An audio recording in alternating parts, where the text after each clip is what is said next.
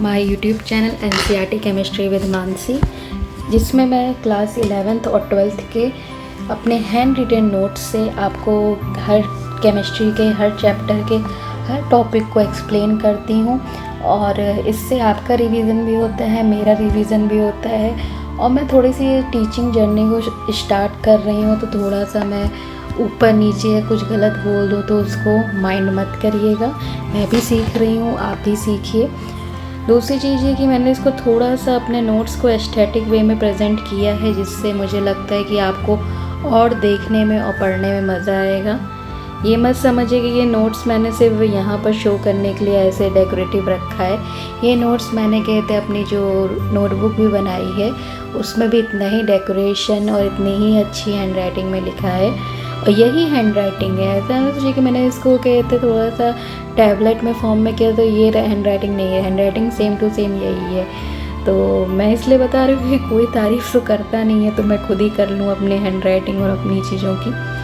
तो ठीक है, अब हम अपना नया पेज स्टार्ट करते हैं। पहले हम मिक्सचर पढ़ चुके हैं, उसके सेपरेशंस को पढ़ चुके हैं, प्रॉपर्टीज़ ऑफ मैटर पढ़ चुके हैं, फिजिकल एंड केमिकल प्रॉपर्टीज़ पढ़ चुके हैं, एसआई यूनिट्स पढ़ चुके हैं। और कल हमने कहते मास के बारे में पढ़ा, वेट के बारे में पढ़ा, वॉल्यूम के बारे में पढ़ा, डेंसिटी के बारे में पढ़ा, टेम्परेचर के बारे में पढ़ा।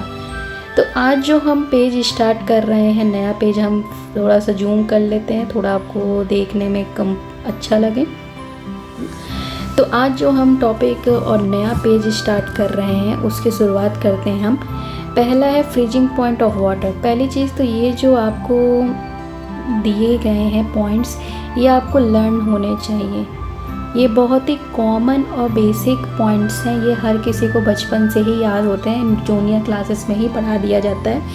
बट अगर मैं वही मैंने पहले भी आपको इस टॉपिक में बोल चुकी हूँ कि जो भी इसमें ये जो चैप्टर है ना, ये बहुत खूबसूरत, बहुत इम्पॉर्टेंट है। क्योंकि हम जूनियर क्लास में जो पढ़ चुके हैं वो बहुत चीज़ें भूल चुके होंगे, पर इस टॉपिक में, इस चैप्टर में हमें सब कुछ का रिवीजन हो जाता है। क्योंकि 11th 12th में केमिस्ट्री बहुत चेंज हो जाती है, उन सब का रिवीजन एक बार ये चैप्टर करवा देता है आपका बेसिक का। तो इससे ये फ़ायदा होता है कि आप अभी 11th 12th में जो आगे और टॉपिक्स पढ़ेंगे उसमें आपका बहुत अच्छा बेस बन जाएगा। आपको पुरानी चीज़ें, हर चीज़ का रिवीजन करवा चुका है ये चैप्टर।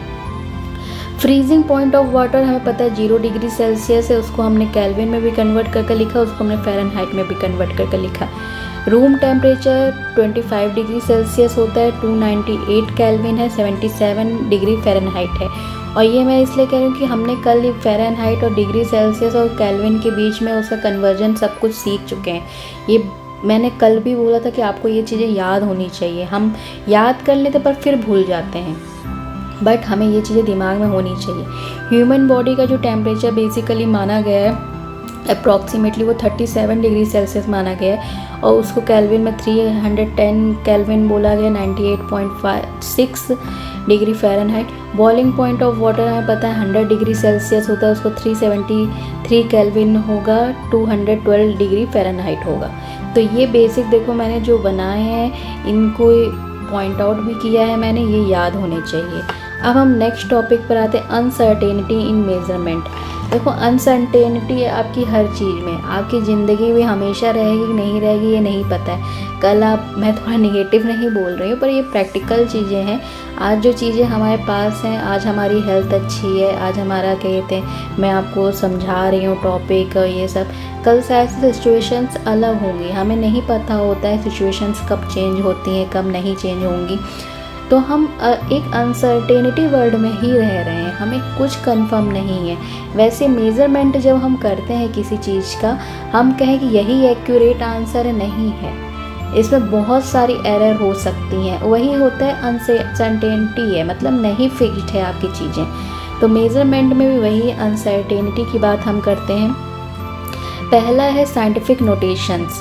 देखो साइंटिफिक नोटेशन मतलब कि आपके साइंटिफिक लैंग्वेज में कौन कौन सी चीज़ें यूज़ होती हैं, कौन कौन से नोटेशंस यूज़ होते हैं, वो उसके बारे में बात कर रहे हैं हम इस टॉपिक में। Exponential notations in which any number can be represented in the form of n into 10⁻n। देखो ये जो टॉपिक है ना, ये आपने पढ़ा हुआ है, ये आपके बेसिक लेवल का है, ये आपने जानते हैं, बट उसको थोड़ी सी लैंग्वेज वे में आपको लिख दिया गया है। इतना आप ये दिमाग में रखिए, हाई और ये सब वर्ड्स पर मत जाइए। आप देखिए कोई भी नंबर है आपको, अभी आपको 100 लिखना होता है, जो ये लाइन बोली गई है उसी का मैं मतलब बता रही हूँ। आप क्या लिखते हो, 1 इंटू 10⁻²। आपको पता है 10⁻² मतलब कि 1 के आगे 2 जीरो बढ़ा देते हैं। तो मैं वही कह रही हूँ कि आप इस जो साइंटिफिक नोटेशंस यूज़ किए हैं इस पर मत जाइएगा।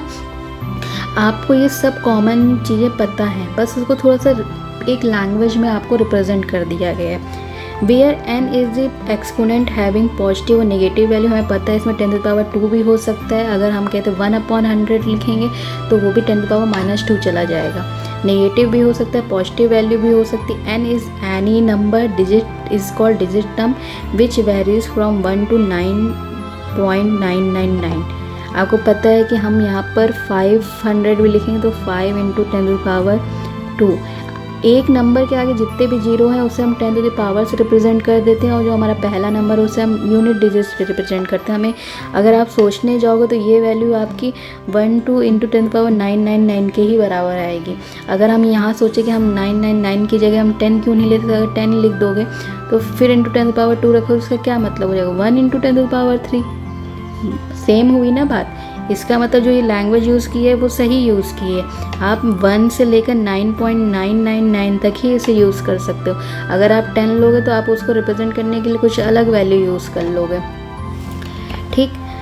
Thus we can write 232.508 is equal to 2.32508 in power 2। आप इसको साइंटिफिक नोटेशन ये जो आप ये यूज़ करते हो ना डेली लैंग्वेज में, डेली मतलब आप जो यूज़ करते हो उसको आपने एक केमिस्ट्री की लैंग्वेज में उसको नाम, फिजिक्स में भी ये पढ़ाया गया है आपको।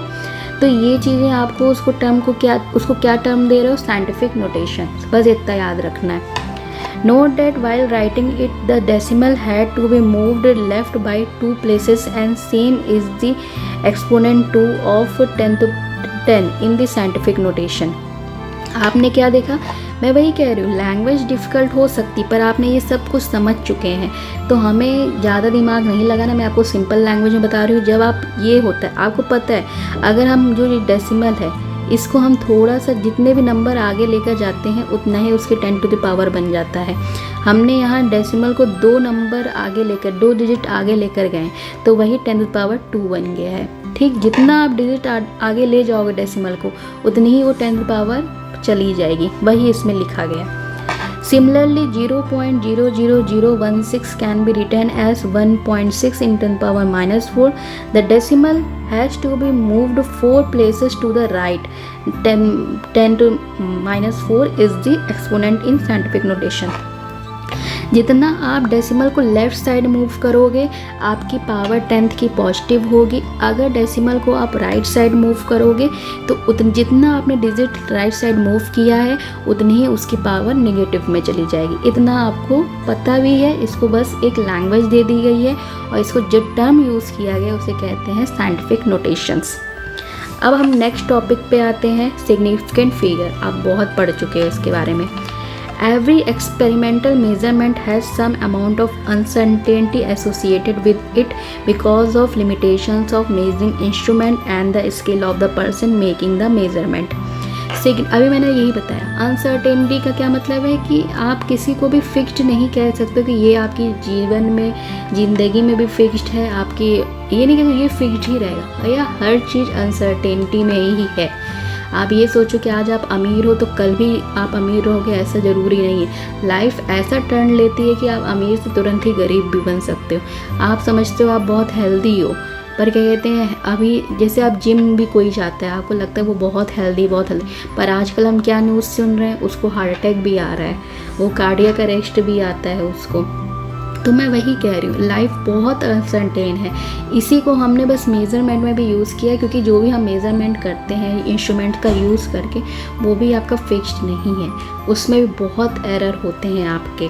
तो क्या कहते हैं, उसमें एरर किस किस वजह से हो सकते हैं, जो आप इंस्ट्रूमेंट यूज़ कर रहे हो उसमें क्या कहते हैं आपके एरर हो थोड़ी सी, और जो पर्सन उसको यूज़ कर रहा है उसको इतना स्किल ना हो, स्किल होता भी है तो वो उतना क्या कहते हैं नहीं सही से मेज़रमेंट कर पाता है।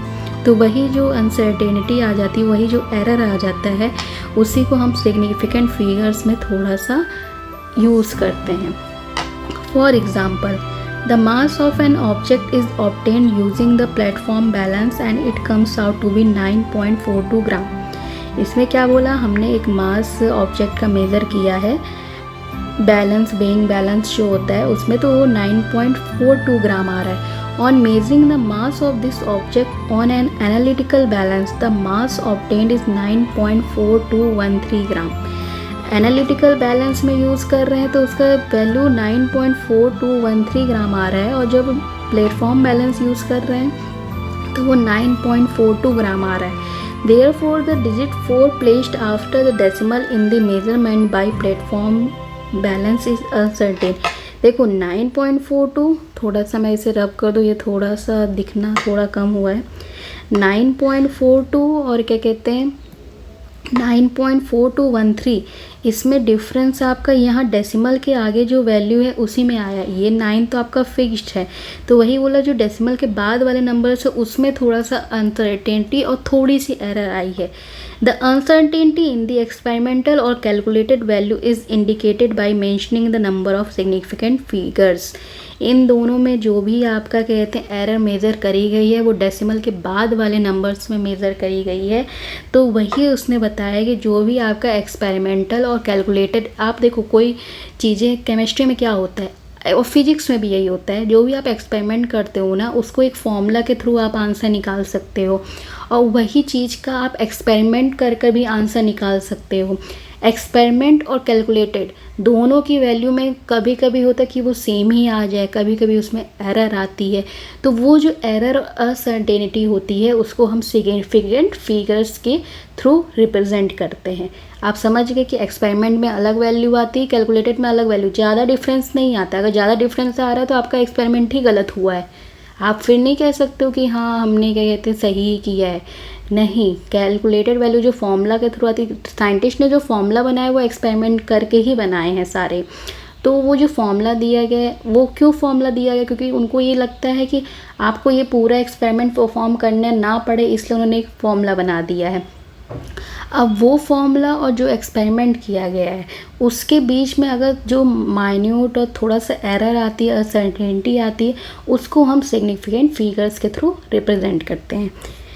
उसको सिग्निफिकेंट फिगर्स को हमें कहते हैं डिटरमाइन करने के लिए, पता करने के लिए कुछ रूल्स बनाए गए हैं, उसके बारे में भी हम पढ़ेंगे, पर आज नहीं पढ़ेंगे, हम पढ़ेंगे कल, क्योंकि ये जो पेज हो गया वो थोड़ा सा बड़ा हो गया और मुझे लगता है कि आपको थोड़ा सा इसमें ये पॉइंट्स याद करने पड़ेंगे, और थोड़ा सा ये सब भी कुछ है नहीं, लैंग्वेज है, इसको बस आपको पता है, बस उसको थोड़ा सा साइंटिफिक थ्रू में बता दिया गया है, तो इसको आप थोड़ा सा रिवीजन कर लीजिएगा। तो आज हम ये पेज को, और वैसे भी हम हर दिन एक ही पेज पढ़ रहे हैं, तो जो आपके रूल्स हैं सिग्निफिकेंट फिगर्स को डिटरमाइन करने के लिए वो हम कल पढ़ेंगे। तो आज के लिए इतना ही। Thank you for watching, and मुझे होप करती हूँ कि आपको आज अच्छा समझ में आया होगा, कल से बेहतर समझ में आया हो। मैं हर दिन कोशिश करती हूँ मैं थोड़ा सा बेहतर करूँ, क्योंकि ये मेरे लिए भी स्टार्टिंग ही है। तो होप सो आपको अच्छा लगे, और अच्छा लगे या ना अच्छा लगे, जो भी चीज़ आपको लगे वो आप कमेंट के थ्रू मुझे बताइए, मैं उसको इम्प्रूव करने की कोशिश करूँगी। तो please like and share and subscribe. Thank you.